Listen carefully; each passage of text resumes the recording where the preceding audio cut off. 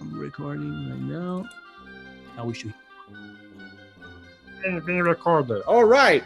Welcome back to I Teacher Shoe-ins. Today with us, the one and only Mr. Keith Matejka. That was awesome. Yeah. Happy to be here. Did I pronounce that correctly? Yeah, I'm impressed. All right, baby. Okay.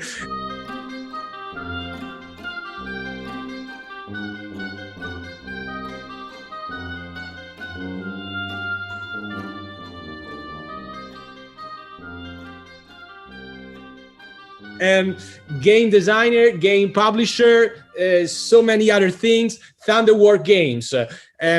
We are calling you from Florence, Keith, and the first thing our viewers want to hear about is your amazing career. You've done so many things, and you were able to turn your passion for games into a full-time job. That's everybody's dream. At least it's my dream. So. Yeah. How did you do it? Tell us a little bit. Yeah, so I mean, I worked, I worked in video games for 15 years, and I worked in for I think 7 of them in publishing at a company called Konami, Japanese publisher, and then I worked for quite a few years, 10, 11 years in development at Raven Software, working on mainly Call of Duty games, and I just, I had this. This growing passion for board games. I mean, I played board games when I was young, but then as an adult, I was looking for other things to play, and I got involved in board games like really hard. As soon as like the little door opened the world into board games, I was like, what? I mean, obviously I played games when I was a kid, but it's never. For most of my life, board games weren't like a big fixture. It was, primarily video games or other things. But I like dove in super deep on board games, like as soon as I found out like how awesome the hobby was. And so like I was always looking for opportunities to play. So I'm playing with, people in my town, finding game nights, playing with my friends at work, and when you open your eyes to board games and you realize how many amazing games are out there, it's like you just want to play them all, So that's kind of like I was doing that for a long time, and then at some point, me and my friends, just since we work on video games every day, we're like, well, making these board games can't be that hard. Well, you proved that to be right. And I saw a lot of people having success on Kickstarter. Glory to Rome was a big game on Kickstarter at the time, and Jamie Stegmaier was kind of telling all his secrets about how he's doing his stuff on his blog. And we just decided like, hey, let's, instead of playing games every day on lunch hours at my work, why don't we work on some games? So that's kind of how it started. And the 3 of us were just kind of working on games and playtesting each other's stuff and trying to figure out some kind of process for making games. And basically, I just ran with it. It's like I picked up that idea, and I worked on a game for a long time, and was reading blogs, and I was like doing all this playtesting, and then I had this realization. Still working in the video game. Yeah. So board games started out as a hobby, and then it kind of became a hobby / job.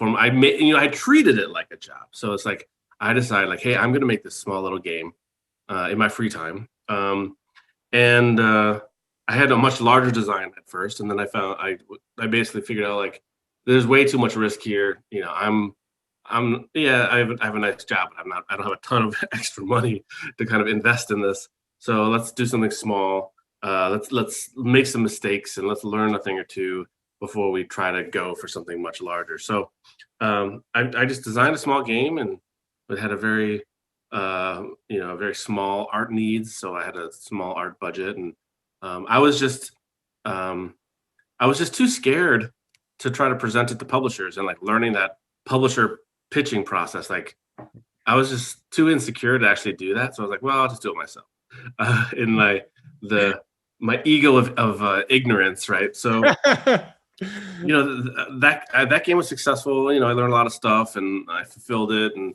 I was kind of like looking for other things to publish, and I kind of started doing that where I was doing like one or two games at a time. Maybe I'll do 1, maybe 2 games a year. while I have my full-time job, which also oftentimes required lots of hours. Making video games is very it's very common not to be a 40-hour a job kind of week, 40-hour working kind of week. So, but then I just kind of treated it like a job. So I have my day job, and then I have like a couple hours of family time, and then I work on Thunderworks stuff till the wee hours in the morning, and don't sleep a whole lot, and just kind of do that every day. And at some point you stop. So where's the breaking point, right? So I want to say my third or fourth Kickstarter was the expansion for Roleplayer, and Roleplayer kind of blown up in terms of popularity, and then I was able to do 2 or 3 prints in the first year it was out. And but it was always kind of hard to get a hold of because I didn't have a lot of money to print a lot of copies, to be honest.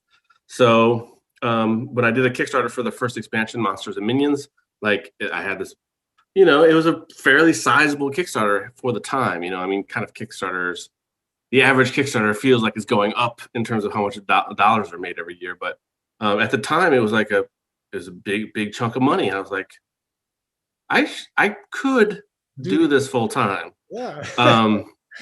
So then I spent like a year planning, like where, what things do I have to do to make sure I feel comfortable kind of cutting the cord and just going for it on my own. And some of that's just like making sure, like I worked hard to reduce as much debt as I had as fast as I could, and then like did a lot of pricing of like what it would cost to pay for medical insurance, because that's a big deal in the US in terms of like you have to pay for it yourself if your employer isn't paying for it, and it is not cheap, right? So trying to figure out like how much money I'd have to pay for medical insurance for my family for a year if the whole thing fell apart. So I just stocked money away just to make me feel more secure in making that move. And then at some point I just said, all right, I'm done. There was like it was some kind of bonus that I was waiting for at my old job, that like once the bonus came in, and then I was like, all right, I'm gonna take this and run. And my employers were very supportive of like projects I was doing on the side. Like I would get the company I was working for is called Raven Software, and they're owned by Activision Blizzard. And like, I was going through the process of making sure the legal team there is aware of what I'm doing, not like causing any conflicts of interest with the projects that I'm working on during the day. And they had a really nice, Activision is really good about letting people do side. Do you wonder if they play your games, your workers, your former colleagues? Are you in touch with them? Do you know? It's funny, like, whenever you submit something that you're going to do on the side to them, part of their agreement is that if it's something that's really cool, they have the first opportunity to say like, hey, why don't we turn this into an Activision thing instead of a side project thing? So they had an opportunity to do that. And there's another employee of Activision, I forget, the guy that did the Pandemic Cthulhu game. I forget what the name of it is off the top of my head, but he worked for Activision as well at one of the other development studios. So like sometimes we would like chat back and forth about like getting approvals and what it's like to work on board games while you're working on video games at the same time. But all the games that you worked on, which one is the one that you feel like you're more connected to? Is he Roleplayer because it was your success, or? For sure. About half of the games Thunderworks publishes are my design, and about half of them are from other designers. It's probably pushing a little bit closer to other designers these days, but the games that I design myself, I feel like the closest affinity for it. Is it more fun or frustrating working as a game designer or as a game publisher? Which one are you studying? Well, working as a game publisher is like way more work. I don't want to disparage like the work that a designer does, but having a great idea and playtesting and really having that in a really good spot is a very small percentage of the actual work that has to happen to bring that product to market in terms of course, logistics and art and sales and marketing and like a million other hats, customer service and all these other things, like all these other hats I have to wear. I love designing, and that's probably the most fun part. But in terms of like running a publisher, that you're also doing design work for, it's a pretty small percentage of the time that I spend on board games. And that's something that I'm like, sure though, that being also a game designer, you tend to exchange thoughts with the designers that are working for you at the time, right? I mean, do you intervene? Do you say, no, look, this mechanic is not very solid, why don't you change it a little bit? Or you let them do? Well, I mean, every project is different. So, sometimes a designer, kind of, I like it as it is when I get it. And it's just like perfect. And then there's like little tweaks along the way, and I might like let them know that those things are happening.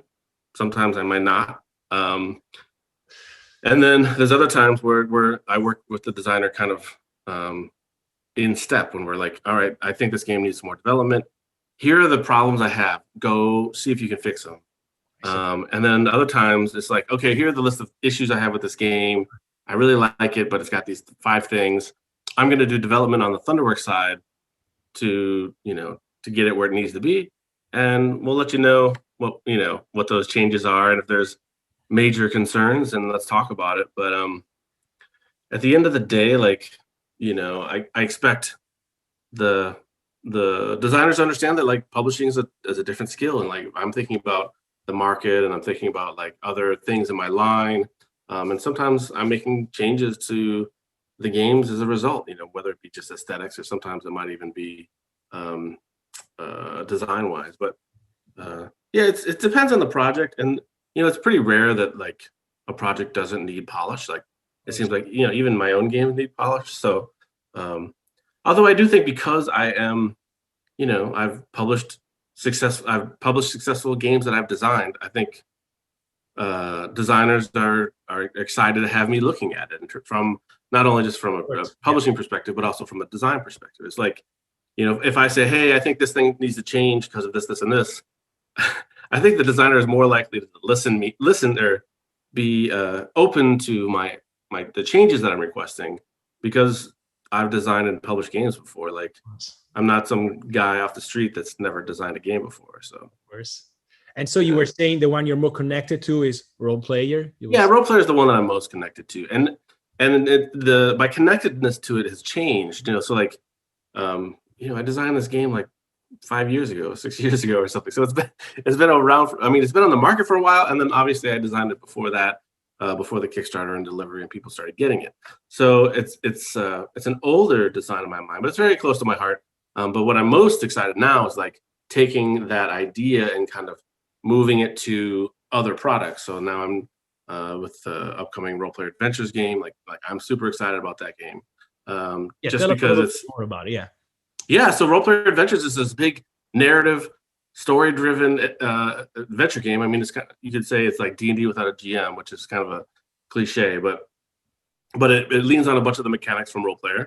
But it answers the question that people have of like, hey, I made this cool character in Roleplayer. Now I want to do something with them. It's like, I got something for you to do now, and it's really exciting.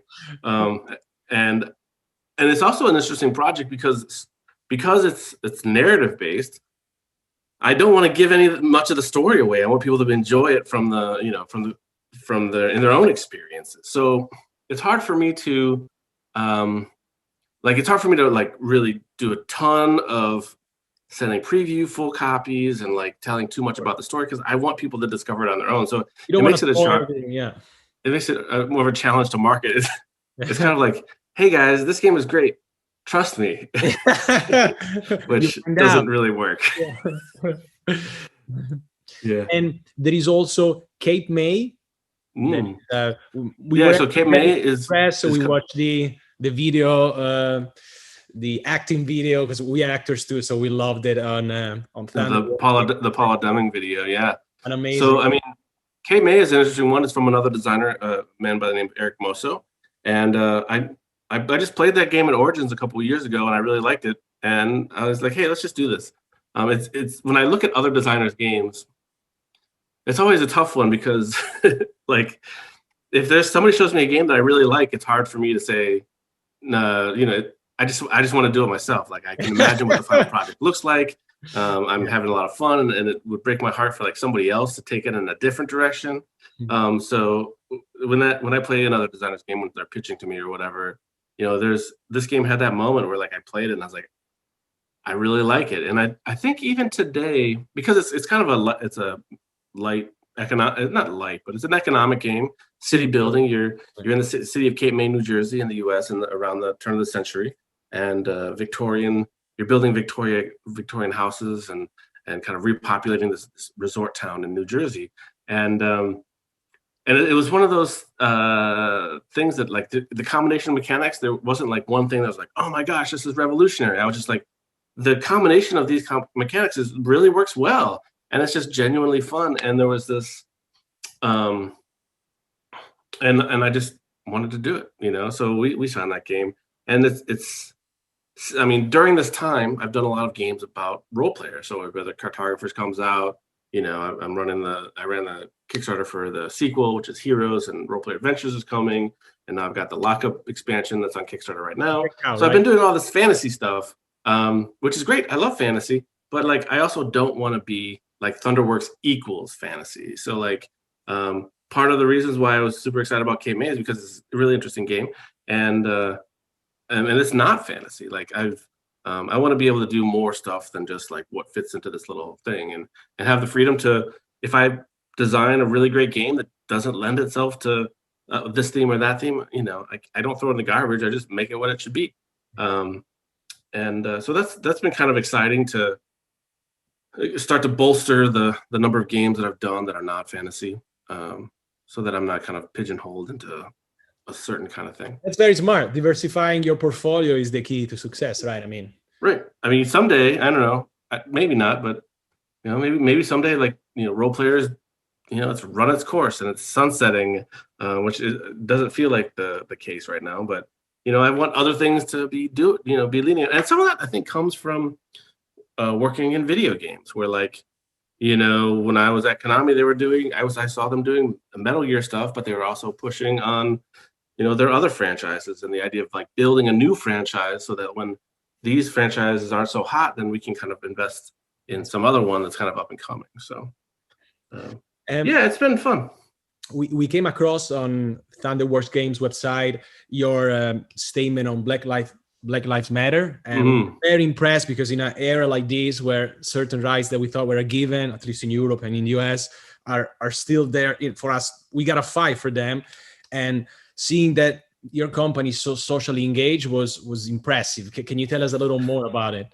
Yeah, I mean, it's a really important topic, and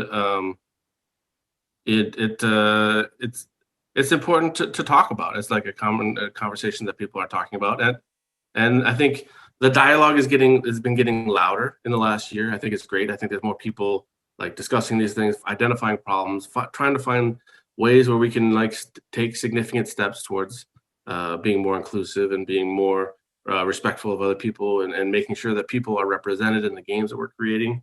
And that's, I mean, two of the big things that Thunderworks has been doing is, I've always, even in the original Roleplayer, which was a while back now.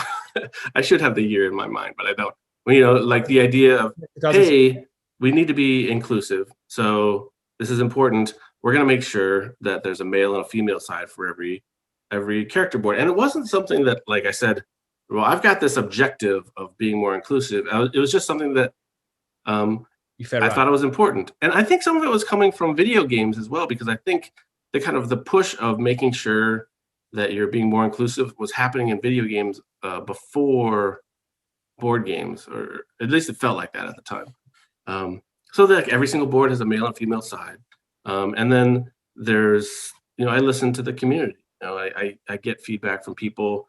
And I was initially kind of surprised how many times that element of that game was mentioned, because to me, like, it's just something we did. But it got mentioned in reviews, and it got mentioned when the game was being talked about, and how important that was to people. I was like, okay, when people say you're doing the right thing, you want to keep doing that kind of thing. So, so we, even with the role player expansions, like, I think there was a kind of an opportunity to get more non-white characters into that game. So we're kind of pushing in that direction with the expansions. Definitely have more people of color in the roles, and like kind of these discussions about kind of siloing kind of races into certain characteristics and kind of making these general statements about things, and like how all that kind of needs to go away. And so we've made an effort to make more characters of color represented on the covers of our games. You know, the new version of Cartographers is clearly not a white guy, and I think that was important. And these are all kind of things we had kind of started pushing into action. I was actually thinking of this topic yesterday, and I was like, I don't know when I had like, I think I've got the next 3 or 4 games that are in production all have female characters on the cover. It wasn't like not something I made a conscious decision of, but I mean, I'm glad that those things are happening. And now that I'm thinking about it, it's like we're pushing that direction. I mean, I think the other piece is making sure to get more than just white male voices talking about our games. And that's been Tim Verning is a partner for Thunderworks and does a lot of social media stuff for me. He's, you know, so good personal friend. But yeah, and he's working with me to reach out to more less known content creators, more to content creators that don't fit the kind of the mold. Some people that are kind of representing different communities, and I think that's awesome. And we want to do more of that kind of stuff. We're always looking for opportunities to support minorities or folks that need a little bit more help. So that's impressive. In terms of like the part that's tough right now is this, you know, Thunderworks is basically me and my wife, and then I have a handful of contractors. But like, you know, when I'm looking for artists, you know, I'm always looking for opportunities to bring in to try out talent that could use some exposure, or that are it's nice that are outside of the kind of classic male white people. So we're doing what we can, and we're looking for opportunities to do more stuff. And I think it's an important topic. Thank you, Keith. Well, one final question, just a silly question. Growing up as a kid, what was your favorite board card game that might have had some impact in your future decisions as a game designer or game publisher? Yeah. So the game. Oh yeah, the game that from when I was really young. There are 2 games I played a lot of that were kind of non-standard that I played quite a bit, and they're both still in print, which I think is pretty amazing. One is Scotland Yard, which is like a, you know, one versus many, and that game has been out for a long time, and I still have my copy from the 80s when I was a kid. And the other one, and I guess that game was interesting to me because it didn't play like any other game I had played before. So it kind of spoke to innovation. It spoke to some of the different opportunities that game designers have that maybe I hadn't realized. Like, maybe the world's not all roll a dice, move spaces, do the thing. Maybe you can do other things. And that was really eye-opening to me. And the idea that one person has secret information that they're trying to keep from everybody else was like, it created this tension in the game that I had never kind of seen in a board game before. And the other one is this game called Survive. You know, I think that it was called something else in Europe, but and that's still in print, and Stronghold published it a few years back. And that game's just about like escaping an island, and I just love the fantasy of that, of like being on an island that's about to explode. I'm like a godlike character where I get to pull off these tiles of the island, and there's all these characters moving to like trying to run away, and some of them are worth more points than the other, which kind of, you know, there's a little bit of like trying to remember where things were, so there's a memory element to it as well. So those were like the 2 games that I look fondly in my childhood of playing a lot of. Thank you, Keith. Thank you for sharing, and thank you for being with us. So I really hope to be able to interview you soon. You have so many projects out there that, I mean, it's really, we could do an interview a week. So, thank you for being with us, Keith. All right, sounds good. Good to see you. Good to see you.